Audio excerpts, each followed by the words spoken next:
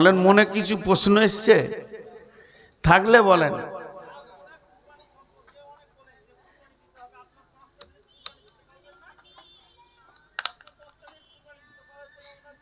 আচ্ছা,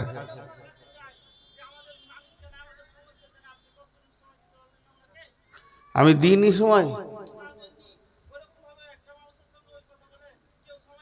আচ্ছা বেশ, এবার আমি বলি, এইটা আগে না ওইটা আগে?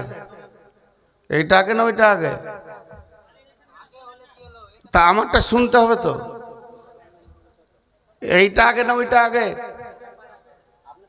দাঁড়ান, আপনি বেশি বুঝেন নাকি? কোরআন কোরআন বেশি, এই দাঁড়ান এখানে। কোরআন কোরআন বেশি সম্মান রাখে? এই এখানে দাঁড়াও, এই ছাগল।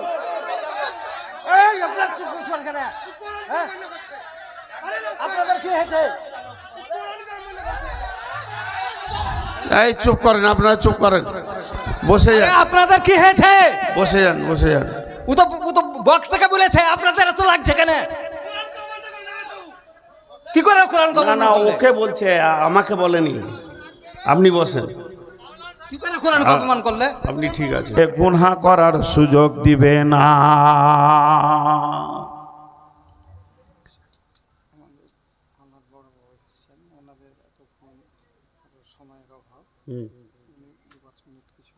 আমি তো উঠে ছেড়ে দিয়েছি, তাহলে আর একবার ধরো। পাগলা পেয়েছে, মেন্টাল রুগী পেয়েছেন আমাকে। কোরআনের তফসির করতে করতে অর্ধেক অর্ধেক ছাড়বো। দেন যাকে দিয়েছেন দেন। বাংলাদেশে এক মন্ত্রীকে ছাড়িয়ে একটা কোরআনের তফসির চলছে, কোরআনকে বেজ্জুতি।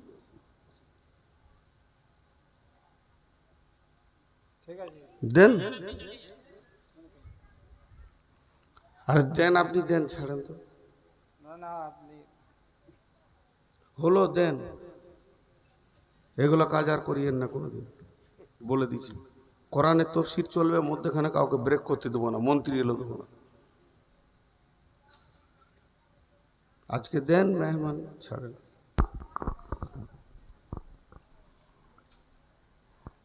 মূল্যবান আলোচনা আপনারা শুনছিলেন। এটা আমাকে মোটেই হতো, আমাকেও ভালো লাগছে না। কিন্তু যখন আমাদের সম্মানিত মেহমান আমাদের কাছে উপস্থিত আছেন, আর ওনাদের সময়েরও খুবই অভাব, তো যাই হোক, বড়বাবুকে আমি খুব সংক্ষিপ্ত আকারে কয়েকটা উপদেশ বাণী আমাদেরকে দেওয়ার জন্য একটু অনুরোধ করছি।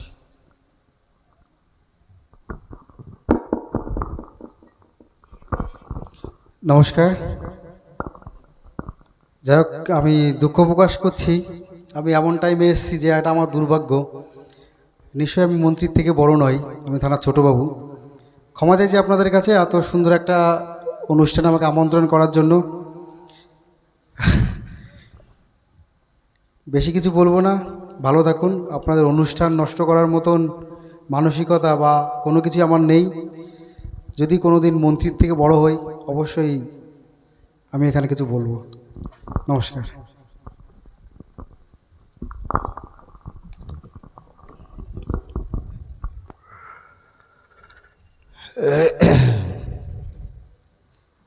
তো আমি আপনাদের সামনে যে কথা বলছিলাম, রোগ দুটা, একটা দেহের রোগ, একটা আত্মার রোগ। পৃথিবীর বুকে দেহের রোগ আছে। একটা লোক মিথ্যা কথা বলে, মদ খায়, চুরি করে, ডাকাতি করে, খুন খারাপি করে, এটা দেহের রোগ না আত্মার রোগ? আপনারা আমার সঙ্গে কথা বলেন, এটা দেহের রোগ না আত্মার রোগ? আত্মার রোগ। আর যখন ওকে মারে পুলিশে, কোথাও মারে? বডিতে মারে। রোগ করেছে আত্মা, মার খায় দেহ, এই জন্য তো চিকিৎসাই হচ্ছে না। আর বিশ্বনবী চোর, লম্পট, ডাকাত, বেঈমান, সুদারু, জুয়ারি আত্মাতে হাত দিয়েছেন। ওরা আত্মাকে আগে শুদ্ধি করেছেন। আত্মা এমন একটা জিনিস যা শুদ্ধ হলে গোটা শরীর গোটা এটা শুদ্ধ হয়ে যাবে। আল্লাহ তাবারাক ওয়া তাআলা বলছেন মা লাকুম, কি হয়েছে তোমাদের? তাহলে আত্মার রোগটার নাম কি? বিশ্বনবী বলেছেন এই রোগটার নাম হচ্ছে অহান। বিশ্বনবী বলেছেন এই রোগটার নাম করুণা নয়, এই রোগটার নাম করুণা নয়, ক্যান্সার নয়, রোগটার নাম অহান। অহান কি জিনিস? অহান কাকে বলা হয়? সাহাবীরা প্রশ্ন করলেন, নবীজি শিষ্যরা প্রশ্ন করলেন। আল্লাহ নবী তার উত্তরে বললেন হুব্বুদ দুনিয়া কারাহিয়াতিল মত, যে পৃথিবীকে বেশি মহব্বত করবে এবং ঘৃণা করবে মতকে, পৃথিবীর বেঁচে থাকা, পৃথিবীর ঐশ্বর্যকে যে আপনার কিনা গ্রহণ করে নেবে এবং ঘৃণা করবে মতকে, আমি মরব না, আমি যাব না, আমি পৃথিবী ছাড়ব না, এই জিনিসটা যে মনে করে নেবে তার নাম হচ্ছে অহান। আর মানুষ যখন অহান রোগে ভুগবে তাকে পৃথিবীর যত গুনাহ আছে সবাই এসে গ্রাস করবে। তার মানে হচ্ছে কি, আমরা পৃথিবীটাকে অনেক দামি মনে করে নিয়েছি।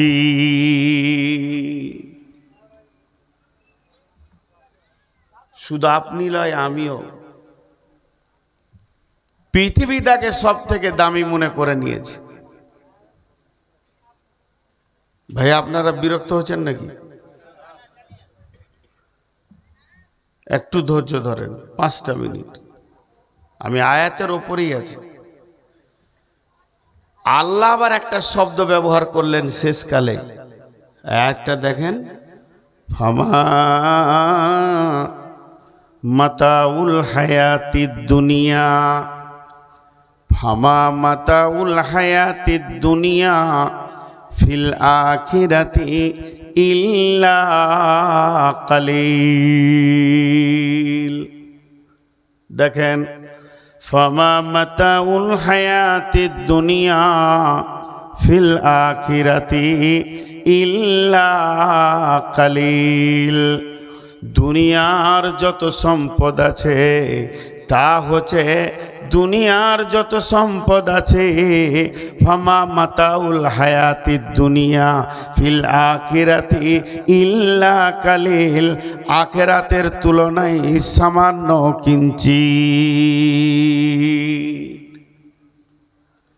দুনিয়ার যত সম্পদ আছে আখিরাতের তুলনায় সামান্য কিঞ্চিৎ। তাহলে ভাগ করবেন কি করে? কতটা? এই দুনিয়াটা আখিরাতের তুলনায় সামান্য কিঞ্চিৎ কতটা?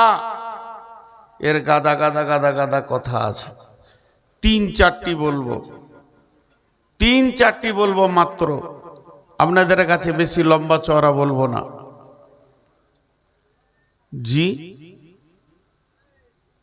আপনারা কি কোনো মন্তব্য করছেন? বলেন, মনে কিছু প্রশ্ন এসছে থাকলে বলেন।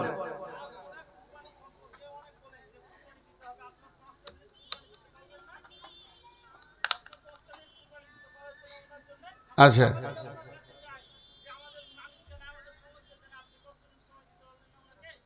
আমি দিইনি সময়। আচ্ছা বেশ, এবার আমি বলি, এইটা আগে না ওইটা আগে? এইটা আগে না ওইটা আগে? তা আমারটা শুনতে হবে তো। এইটা আগে না ওইটা আগে? দাঁড়ান, আপনি বেশি বুঝেন নাকি? কোরআন বেশি, এই দাঁড়ান এখানে, কোরআন বেশি সম্মান রাখে? এই এখানে দাঁড়াও, এই ছাগল,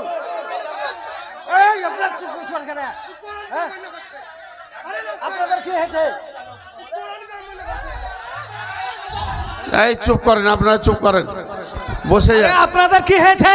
বসে যান, বসে যান। ও তো বক্তাকে বলেছে, আপনাদের এত লাগছে কেন? কি করে কোরআন? না না, ওকে বলছে, আমাকে বলেনি। আপনি বসেন। কি করে কোরআন অপমান করলে? আপনি ঠিক আছে। খুব কোরআন মারা লোক আর কোরআন অপমান করে দিল ও। আজীব ব্যাপার। আমি বললাম যে কোরআনের তফসির শুরু হয়ে গেলে আমি মাঝে কাউকে দিই না। আমি বাংলাদেশে একটা মন্ত্রীকেও দিইনি।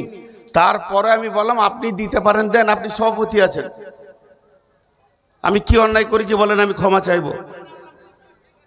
আমি যদি অন্যায় করেছি তা আমি আপনার জুতো গলায় নিয়ে ক্ষমা চাইবো বলেন? আমার সাথে অন্যায় করেননি। আপনি একটা কথা বলেছেন যেটা সেটা ওনাকে আঘাত লেগেছে। হ্যাঁ, যে রাষ্ট্রপতি হলেও আমি রাষ্ট্রপতি বলিনি, আমি বলেছি বাংলাদেশে এক মন্ত্রীকে আমি ছাড়িনি।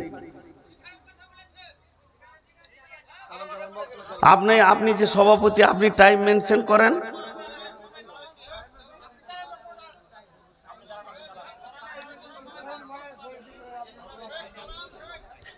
এই জন্যে আজকে মুসলমান মার খেয়েছে ভাই। কোরআনের এদের কোনো মূল্য নাই। আমি কোরআনের আয়াত, আমি যদি ভূমিকায় থাকতাম দিয়ে দিতাম। আমার যদি আয়াত কটা শেষ হয়ে যেত দিয়ে দিতাম।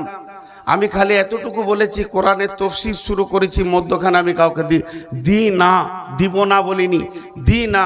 আমি বাংলাদেশে দিইনি এক মন্ত্রীকে। তো আপনি দেন, ছাড়েন, দেন। আপনি বললেন না চালান, আমি বললাম না দেন। 3 বার বলেছি না দেন। আমি তো কিছুই এমন অন্যায় করিনি। আর যদি অন্যায় করেছি তো আমি ক্ষমা চাইছি। আপনি ডেকে নিয়েছেন পুলিশকে, আমি ক্ষমা চেয়ে নেব ওর কাছে। আপনি তো সভাপতি, আপনি আল্লাহকে জবাব দেবেন, আমার জবাব দেওয়ার নাই। আপনি অত রাখছেন কেন? ঠিকই আছে, তিনি মেহমান, তিনাকে তারপরেও বললাম যে আপনি দেন। আমি তো দুবো না এই কথা বলিনি। বিসমিল্লাহির রহমানির রহিম।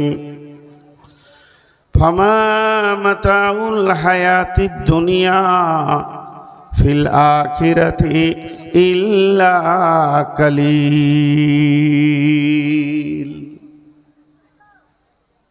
ইল্লা কালিলের কথা 3-4টা বলবো। তার আগে আপনাদের কাছে একটু ছোট্ট আবেদন রাখছি, সব ভুলেন আপাতত, ফিরে আসেন এই দিকে। সকলে আমরা বলি আস্তাগফিরুল্লাহাল্লাযী লা ইলাহা ইল্লা হুয়াল হাইয়ুল কাইয়ুম ওয়া তুবু ইলাইহি। কিন্তু ভাই, আমি মনে থেকে চাইনি যে আমি কাউকে বেজ্জতি করি। আমার এটা অভ্যাস স্বভাবগতভাবে বের হয়ে গেছে।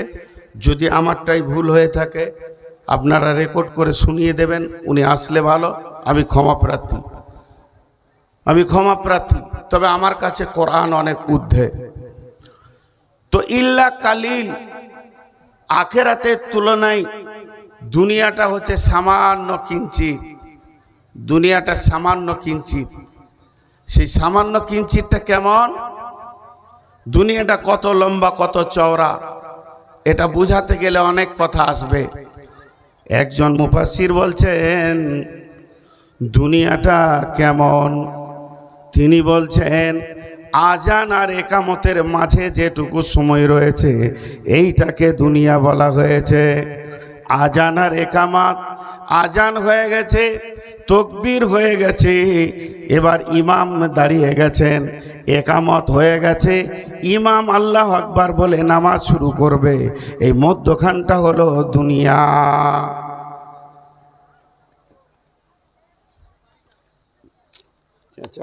খারাপ গলাটা গেল। এই মধ্যখানটা দুনিয়া কেমন? এক জায়গায় আমি প্রশ্ন করছিলাম, আজকে সেই প্রশ্নটা করছি।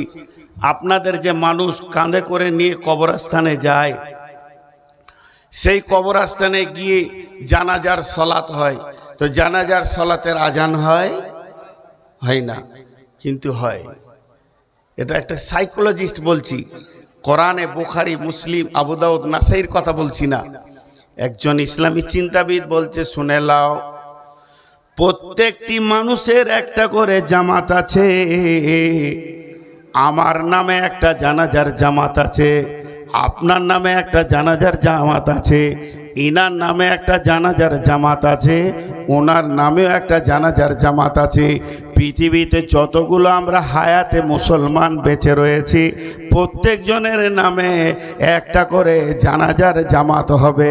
কিন্তু জেনেলেন ওই জানাজার জামাতের আজান হয়ে গেছে, তার মানে কি?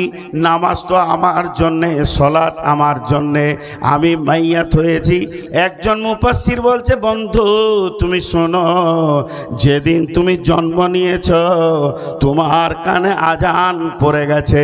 আজান পড়ে গেছে মানে এবার তোমার ইমাম আসতে বাকি আছে। ইমাম এসে আল্লাহু আকবার বলে তহরিমা বেঁধে দেবে।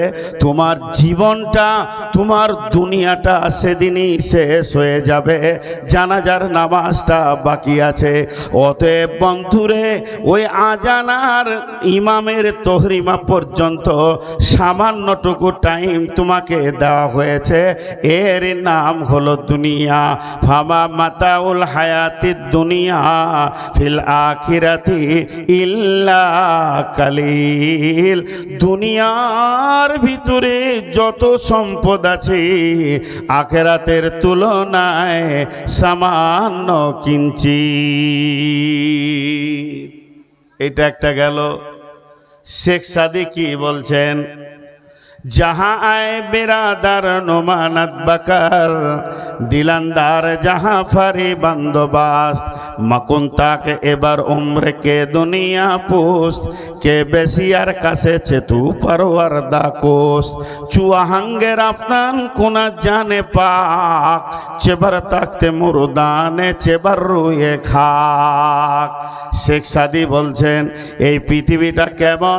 আসমানের নিচে জমিনের ওপরে যে ফাঁকা জায়গাটা রয়েছে, একে খবরদার বিশ্বাস করিও না।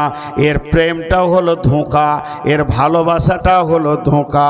যাহা আয়ে বেরাদার নুমানাত বাকার, দিলান্দার যাহা ফারে বন্দোবাস। এই দুনিয়াটা কেমন ধোঁকা শুনে লাও। যেদিন তোমার জানটা বের হয়ে চলে যাবে, এই দুনিয়া তোমার সঙ্গে তালাক নেবে। একদিন তোমার দাদুকে পাগল করে রেখেছিল, একদিন তোমার বাপকে পাগল করে রেখেছে, আজকে তোমাকে পাগল করে রেখেছে। এমন একটা দিন আসবে, সেদিন জেনে লাও তোমার ছেলেও এই দুনিয়ার পাগলে পড়ে যাবে। নোংরা করে তিনি বলেছেন, এটা একটা বেশ্যা নারীর মতো। এই পৃথিবীর প্রেমে তুমি পড়ে যেও না, কারণ ইমাল আর প্রেম ছাড়া কিছু জানে না। যেদিন তুমি মরে যাবে, ইত্তেবাউল মাইয়াতা সালাসাতুন ফায়ারজিআনে ইসনানে ওয়া ইয়াবকা মাহু ওয়াহিদুন ফায়ারজিআনে ইসনানে আহলুহু মালুহু ওয়া ইয়াবকা মাহু ওয়াহিদুন আমালুহু। যেদিন তুমি মরে যাবে, যেদিন তুমি চলে যাবে, যেদিন তুমি বিদায় হয়ে যাবে, সেদিন এই দুনিয়া আর তোমার সঙ্গে যাবে না। অতএব দুনিয়া হলো আখিরাতের তুলনায় সামান্য কিঞ্চিত।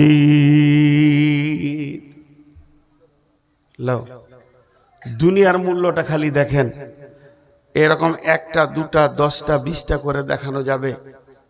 আর একজন কি বলেছে জানেন? দুনিয়ার মজা কেমন?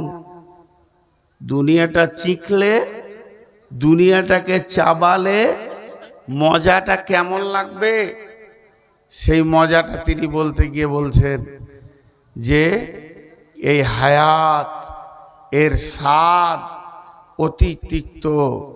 এটা একটা গাছ, এই গাছের একটা ডাল, এটা একটা গাছ, এই গাছের একটা ডাল, ওই ডালে একটা মানুষ ঝুলছে, ওই ডালে একটা মানুষ ঝুলছে, আর তার পায়ের নিচে একটা ক্ষুধার্ত বাঘ হাঁ করে তাকিয়ে আছে।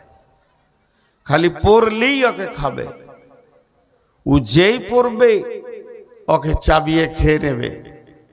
কিন্তু ডালটা কষ্ট করে ধরে আছে, পড়ছে না। আর ওই ডালের গোড়াটা এইখানটা দুটা ইঁদুরে কাটছে, একটা সাদা ইঁদুর, একটা কালো ইঁদুর। কটকট কটকট কটকট করে পালাক্রমে কেটে যাচ্ছে। তাহলে এই লোকটার জীবনটা কত মজার। নিচে চাকাইছে বাঘ, ওপরে যদি ডালটা ধরে আছে তো দুটা ইঁদুরে কেটে দিছে। এই লোকটার জীবনের স্বাদ কেমন? পৃথিবী হে মানব, তোমার জীবনের স্বাদ ওই রকম। কেমন? আমরা যে গাছে চেপে আছি, গাছটার নাম হলো বয়সের গাছ। সেই বয়সের গাছের একটা ডাল ধরে আমরা ঝুলছি। আজরাইল ক্ষুধার্ত বাঘ আমাদের পায়ের নিচে দাঁড়িয়ে আছেন। সে কামড়াবে, পৃথিবীটা শেষ করে দেবে, স্বাদ শেষ হয়ে যাবে। কিন্তু ওই বয়সের ডালটাকে ধরে দুইটি ইঁদুরে কাটছে। একটা কালো ইঁদুর বলতে রাত, আর সাদা ইঁদুর বলতে দিন। পালাক্রমে কেটে কেটে কেটে কেটে দিচ্ছে, এমন করে কাটছে যে ওই ডালটা ক্ষীণ হয়ে যাবে আর নিচে পড়ে যাবে, তো সঙ্গে সঙ্গে দুনিয়া শেষ হয়ে যাবে। হে পৃথিবীর মানুষ, এরই নাম হলো দুনিয়া।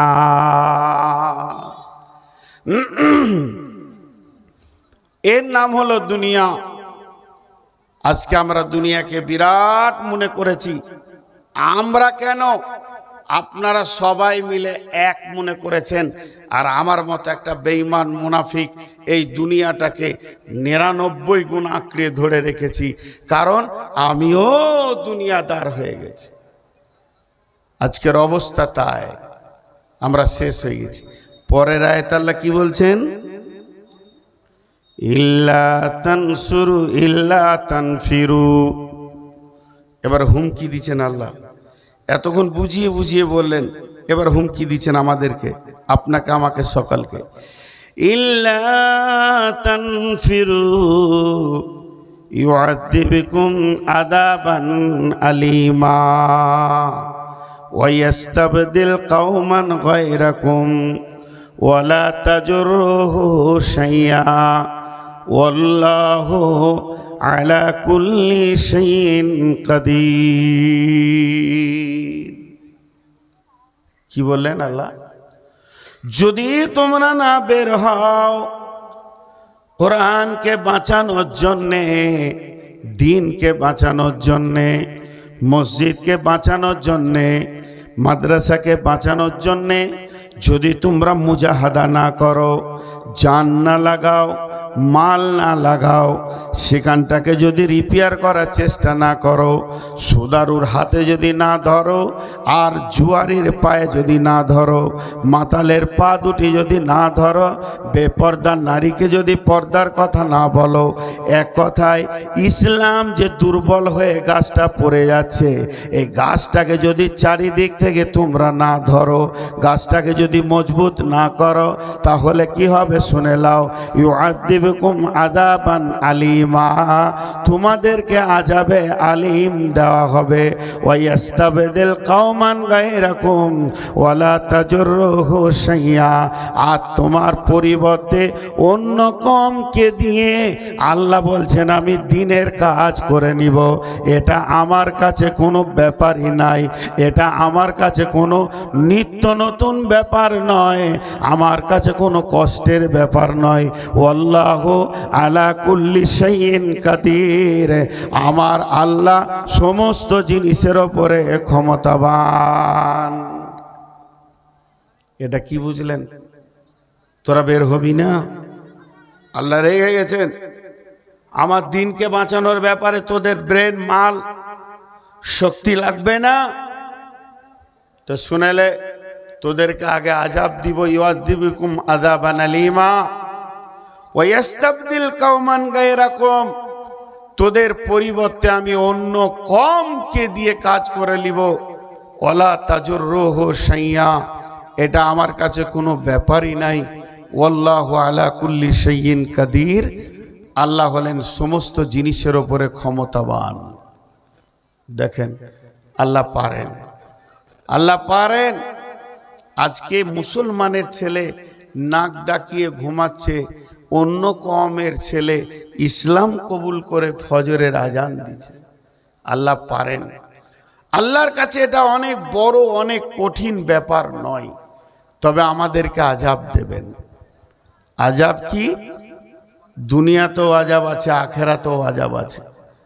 পৃথিবীর আযাব কি? পৃথিবীর সব থেকে বড় আযাব হচ্ছে তোমাদের মনের বিরুদ্ধে তোমাদের রাষ্ট্রনায়ক করে দিব। আল্লাহ তাবারাক ওয়া তাআলা আমাদের মনের বিরুদ্ধে আমাদের রাষ্ট্রনায়ককে করে দেবেন। জি, অ্যাটেনশনটা এই দিকে আছে না অন্যদিকে আছে আপনাদের? না, অন্যদিকে রয়েছে, কারণ স্টেজটা কন্ট্রোল তো আমি করছি, তা আমি তো বুঝতে পারছি, আমার তো একটা আইডিয়া হচ্ছে, তো অন্যদিকে অ্যাটেনশন রেখে কোনো লাভ নেই।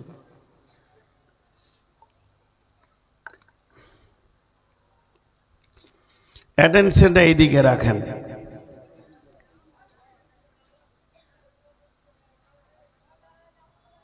আজীব ব্যাপার।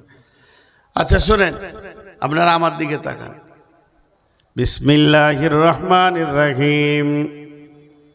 ইল্লা তানসুরুহু ফাকাদ নাসারাহুল্লাহু ইদ আখরাজাহুল্লাযীনা কাফারু সানিয়া ইসনাইনি ইদ হুমা ফিল গার ইদ ইয়াকুলু লিসাহিবিহি লা তাহজান ইন্নাল্লাহা মা'ানা ফাআনজালাল্লাহু সাকিনাতাহু আলাইহি ওয়া আইয়াদাহু বিজুনুদিন লাম তারাউহা ওয়া জা'আলা কালিমাতাল্লাযীনা কাফারুস সুফলা ওয়া কালিমাতুল্লাহি হিয়াল উলিয়া ওয়াল্লাহু আজিজুন হাকীম।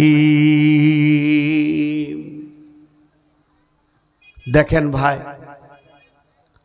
আবার একটা আয়াত পড়লাম এবং এখানে কয়েকটি তত্ত্ববহুল কথা আছে, তবে আপনারা মন বসাতে পারছেন না, তার একটা কারণ যে সাইড থেকে একটা আওয়াজ আসছে।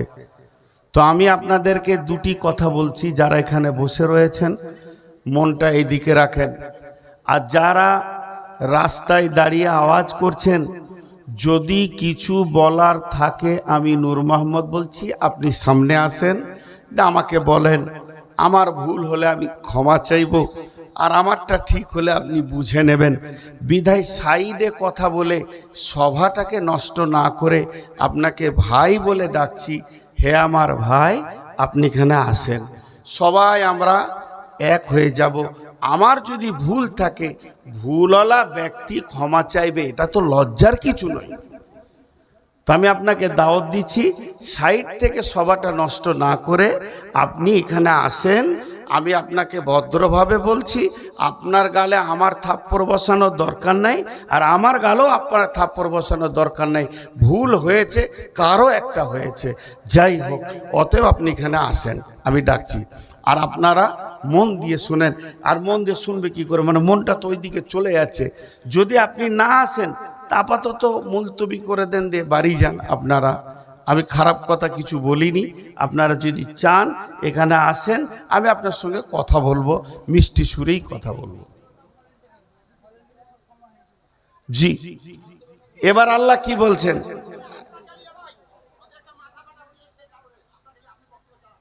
এরা ভাবছে অন্য কিছু। আচ্ছা, একটা স্বেচ্ছাসেবকের ছেলের মাথা ফেটে গিয়েছে, ওই নিয়ে ওখানে আলোচনা হচ্ছে। আচ্ছা ঠিক আছে, আলহামদুলিল্লাহ, যে খবরটা দিলেন। এখন আমি যে কথাটা আপনাদের সামনে এই আয়াতে পড়ছি, এটা আমার শেষ আয়াত। আজকে যে তিনটে আয়াত পড়েছি তার মধ্যে এটা শেষ আয়াত। একটু ধৈর্য ধরেন, একটু সবর, একটু ধৈর্য। সেটা কি? ইল্লা তানফিরু ইল্লা তানসুরুহু ফাকাদ নাসারাহুল্লাহু ইদ আখরাজাহুল্লাযীনা কাফারু সানিয়া ইসনাইনি ইদ হুমা ফিল গার ইদ ইয়াকুলু লিসাহিবিহি লা তাহজান ইন্নাল্লাহা মা'ানা ফাআনজালাল্লাহু সাকিনাতাহু আলাইহি ওয়া আইয়াদাহু বিজুনুদিন লাম তারাউহা। আপনারা একবার মুখ খুলেন সবাই। এইটার যা ওজন, ওজন বলতে যে আমি এক হাতে ধরে আছি এই ওজন বলছি না, আপনারা বুঝতে পারছেন। এইটা যা ওজন আমরা কেউ বহন করতে পারবো? সবাই বলি পারবো? আল্লাহ বলছে, আল্লাহ ওটা বলছে, তোরা মদদের জন্য খালি একটু পাটা আগে বাড়া, বাকি আমি তোদের সঙ্গে আছি। আর আল্লাহ যদি সঙ্গে থাকে তাহলে এর ওজন বহন করা সম্ভব কি সম্ভব নেই? সম্ভব। এবার একটা উদাহরণ দিব। দাদু, পৃথিবীতে একটা সম্পর্ক হচ্ছে দাদু আর পোতা। পোতার সঙ্গে দাদুর এত মহব্বত, ই যত ছোট ওই 2.5 বছর 3 বছরের, আর দাদু হচ্ছে 73 বছরের। তো দুইজনের বন্ধুর মতো মহব্বত, দুইজনের আপোষ কত বন্ধুর মতে তারা আপোষে থাকছে, ঘোরাফেরা সব কিছু। এখন ঘটনা হয়েছে কি, দাদু আমার মতো সুগারের রুগী, উনি রাতে রুটি খান। তো বৌমা বলছে, আব্বাজি, মানে পুতার মা, বৌমা দাদুর বলছে, আব্বা 20 কেজি গম দিচ্ছি, একটু পিষে নিয়ে আসেন, ময়দা করে নিয়ে আসেন, রাতে রুটি খাবেন। তো বলছে, দে মা। একটা কাপড়ের বস্তাতে 20 কেজি গম দিছে, ঝেড়ে ঝুড়ে পরিষ্কার করে চেলে দিয়েছে। দাদু তখন জামাটা পরে দাড়িগুলো কেমনি করে তেল তেল মাখছে, যে ওইটাকে নিয়ে মেশিন ঘরে যাবে, এই আপনাদের যেমন কাছি এই মোটটা। তো পুতা ঘুমিয়েছিল, দুপুরে উঠি দেখছে যে দাদু জামা পরছে, দাড়ি আঁচড়াইছে, তেল মাখছে। কেন? তাহলে ব্যাপার আছে, জিলাপি খাওয়ার কোনো খবর আছে? ওর সঙ্গে যেই তো জিলাপিটা খাই। তো বলছে, দাদু আমিও যাব। উল্টা করে জামাটা পরে লেছে নিজি দিয়ে দাদুর কাছে হেসে হাজির। দাদু দেখছে এ তো 20 কেজি, এটাও 20 কেজি, তা আমার তো 40 কেজি হয়ে যাচ্ছে, কিন্তু কঠিন ব্যাপার হলো।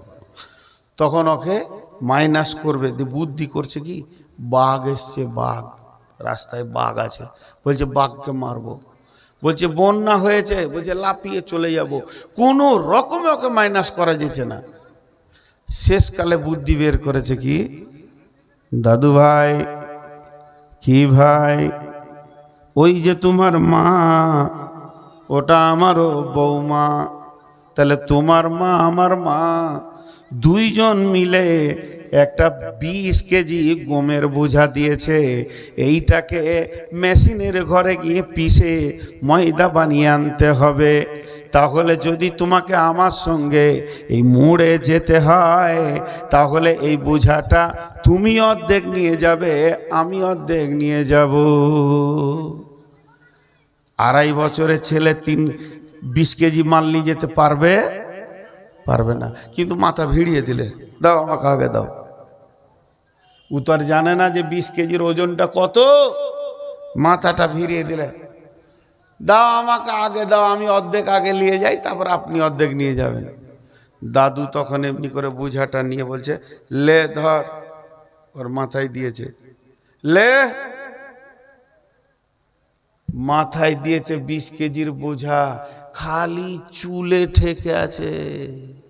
আর গোটা ওজনটা কার হাতে আছে? দাদুর হাতে। অতি ও কচি কচি হাত দুটাকে দিয়ে কি মাজা হিলিয়ে হাঁটছে। ও ভাবছে বোঝা আমি নিয়ে গেছি, পুরো 100-তে 100 বোঝা আমি নিয়ে গেছি। খেলার সাথীগুলো রাস্তায় খেলছে, তাই এমনি করছে, বলছে পারবি, মানে আমার মতো পারবি? বোঝা আমি নিয়ে গেছি। এই টেনশনে বেচারা কল কল করে ঘেমে গিয়েছে, গোটা শরীর প্যান্ট ট্যান্ট সব ভিজে গিয়েছে। যেই মেশিন ঘরে গেল, বোঝাটাকে নামিয়ে দিয়ে দাদু বলছে, ভাই তুমিই এনেছো। ওকে বড় করছে, তুমিই এনেছো ভাই আমার, তোমার কত শক্তি, তুমি 20 কেজির মাল এনেছো।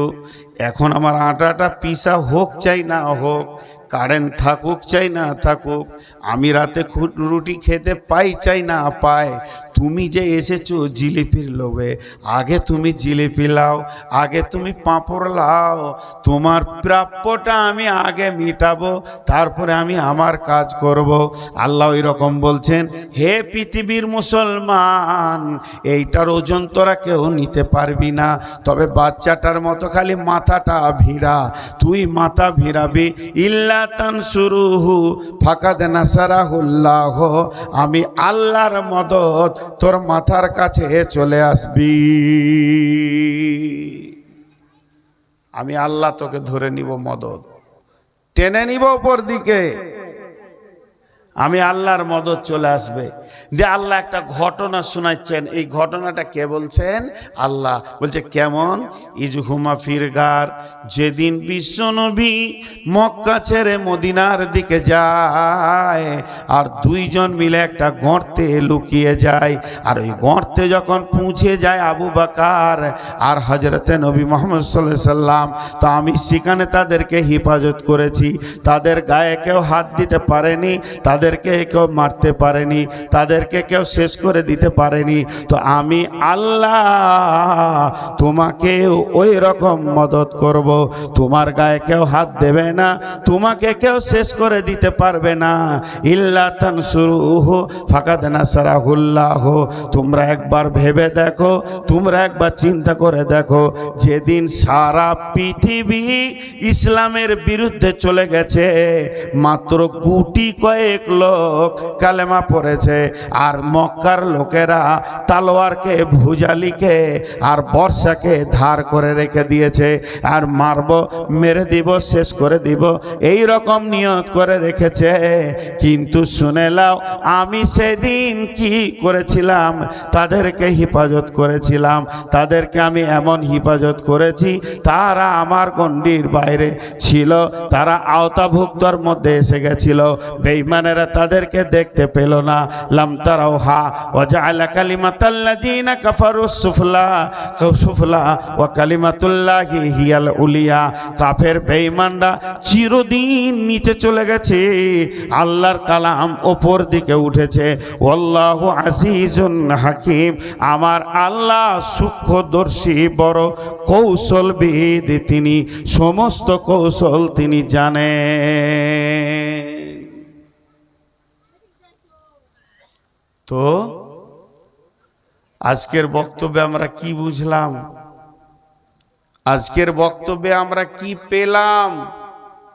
আজকের বক্তব্যে আমরা পেলাম পৃথিবীটা আমাদের আসল ঠিকানা নয়, পৃথিবী আমাদের আসল জায়গা নয়। আমরা ধোঁকার ঠুলি নিয়ে পৃথিবীকে জড়িয়ে ধরে পড়ে আছি, আঁকড়ে ধরে পড়ে আছি। তবে পৃথিবীতে আল্লাহ যে কাজগুলো আমাদেরকে দিয়েছেন, এই কাজগুলো যদি আমরা মজবুত করে করি, এই কাজের পেছনে যদি আমরা মজবুত করে সময় লাগাই, এই কাজগুলো আল্লাহর দেওয়া যেসব দায়িত্ব আছে পালন করি, তো আল্লাহর মদদ আমাদের কাছে আসবে। আর আল্লাহর মদদ যখন আসবে, তখন সব কাজ আসান হয়ে যাবে। আল্লাহ একটা ঘটনা বলছেন, এই ঘটনাটা কখন হলো? আয়াতটা কখন নাজিল হলো? ইনফিরু খিফাফা ওয়া সিকালা, বের হয়ে যাও তুমি, ভারী থাকো চাই হালকা থাকো। দেখেন, এটা ভারী হালকা কেন বললেন? ভারী থাকো চাই হালকা থাকো, তুমি বের হয়ে যাও আল্লাহর রাস্তায়। এই আয়াতটা নাজিল হওয়ার কারণ, মদিনার পরিস্থিতিটা কেমন ছিল? কারো গাছে খেজুর কাঁচা আছে, কারো ডাঁসা আছে, কারো পেকে গেছে। কেউ খেজুর কাটতে গাছে উঠেছে, কেউ নিচে আছে, কেউ দাঁড়িতে ওজন করছে, মাল দিতে রয়েছে, কেউ আড়তে মাল দিয়েছে, টাকা পেতে বাকি রয়েছে। এই যে বিভিন্নভাবে তারা রয়েছে। আল্লাহ তাবারাক ওয়া তাআলা বলছেন, তুমি যেমন অবস্থায় থাকো এক্ষুনি বের হয়ে যাও। যুদ্ধটা ছিল মুতার যুদ্ধ, তোমরা বের হয়ে যাও। সাহাবীরা যারা গাছে ছিল ওখানেই দাটা লাগিয়ে দিয়ে ওখান থেকেই বের হয়ে চলে গেল। যে খেজুর ওজন করছিল ডাঁড়িটা ফেলে দিল, ওখান থেকেই বের হয়ে চলে গেল। যার আড়তে টাকা আজকে আনার কথা, সে টাকা আনতে গেল না, ওখান থেকেই বের হয়ে চলে গেল। যে যেমন অবস্থায় ছিল, ব্যবসা বাণিজ্য সব কিছুকে ছেড়ে দিয়ে বের হয়ে চলে গেল। বন্ধুরা আমার, হযরতে আবু দারদা রাদিয়াল্লাহু তাআলা আনহু তার ছেলেকে ডেকে বলছেন পানিপথে যুদ্ধের সময়, যে বেটা তুমি আমাকে যুদ্ধের তুমি আমাকে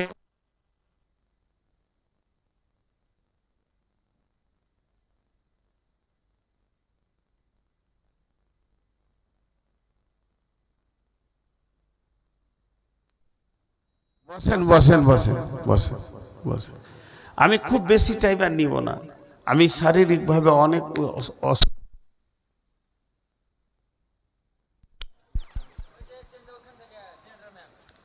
উঠিয়েন না ভাই আমার, যার শেষ ভালো তার সব ভালো। 10-15টা মিনিট বসেন, বেশিক্ষণ লয়। 10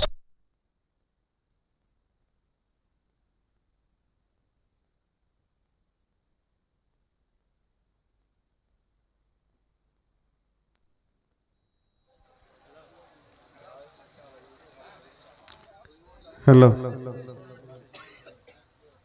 10-15 মিনিট বসেন, বেশিক্ষণ লয়। তো হযরতে আবু দারদার ভুরুগুলো, চোখের পাতাগুলো সব পেকে সাদা হয়ে গেছে, চুল গায়ের লোম পুরা সাদা। তো বেটা বলছেন আবু দারদাকে, আব্বাজান আপনার জন্য জিহাদ আর মাপ ফরজ নাই, জিহাদ মাপ হয়ে গেছে। বৃদ্ধর জন্য জিহাদ মাপ, মেয়েদের জন্য জিহাদ মাপ, শিশুদের জন্য জিহাদ মাপ, অসুস্থ ব্যক্তির জন্য জিহাদ মাপ। অতএব আব্বা আপনাকে আর যুদ্ধ করতে হবে না। আর হযরতে আবু দারদা উত্তরে বলছেন, বেটা রে, কোরআনের আয়াতে আল্লাহ বলেছেন ইনফিরু খিফাফা ওয়া সিকালা। ভাই আপনি যদি জেনারেটর চালিয়েছেন তা আর বন্ধ করিয়েন না, লাইন এলেও বন্ধ করিয়েন না। আল্লাহর রাস্তে জেনারেটরটা খানিকক্ষণ চলুক, লোকগুলো চলে যাচ্ছে, এরকম বারবার করলে খারাপ লাগে। তো হযরত আবু দারদা তার বেটাকে বলছে, বেটা আমাকে চাপিয়ে দাও, আল্লাহ বলেছে যে অবস্থায় আছে বের হও।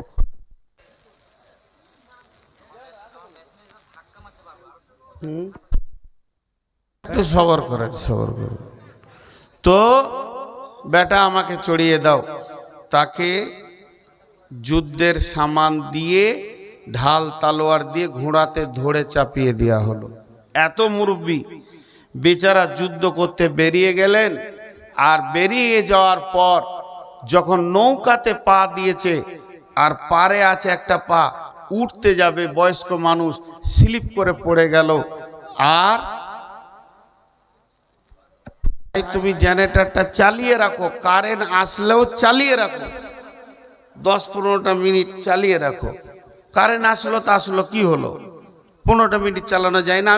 আমি আর 2-10 মিনিট দিচ্ছি। ভাই যারা উঠেছেন আল্লাহর হস্তে দাঁড়িয়ে থাকেন, চলে যান না, 2-5টা মিনিট। আমি তো আপনাদের সঙ্গে 2-5 মিনিট বলছি, আর বেশি সময় নিব না, কারণ আমি অনেক চাপে আছি, বা আজকের আমার অনেকগুলো কাজও আছে। বিধায় আপনারা 2 মিনিট দাঁড়ান, আর আপনি জেনারেটর চালিয়ে রাখেন। তো যেটা বলছিলাম, আমার একটু ভুল হয়ে গেল বলাটা। উনি নৌকায় উঠলেন, নৌকায় উঠে এবার যাচ্ছেন জিহাদে। যেতে যেতে রাস্তায় ইন্তেকাল হয়ে গেল। কোনো যুদ্ধ হয়নি, এমনি ইন্তেকাল হয়ে গেল। তো লাশটা 9 দিন পর্যন্ত কোনো দাফন করতে পারেনি, সমুদ্রে কোনো জায়গা পায়নি যে যেখানে ওকে দাফন করবে। 9 দিন পর একটা দ্বীপ পাওয়া গেল, সেই দ্বীপে হযরতে আবু দারদাকে দাফন করা হলো। যেদিন ইসরাফিল সুর ফুঁকবে, সেই দিন আবু দারদা সেই দ্বীপ থেকে আসবে কিয়ামতের ময়দানে। তার মানে আমি আপনাদের কাছে সর্বসাকুল্যে শেষ কথা এটা বলতে চাইছি, তারা দিনের মদত কেমন করেছে।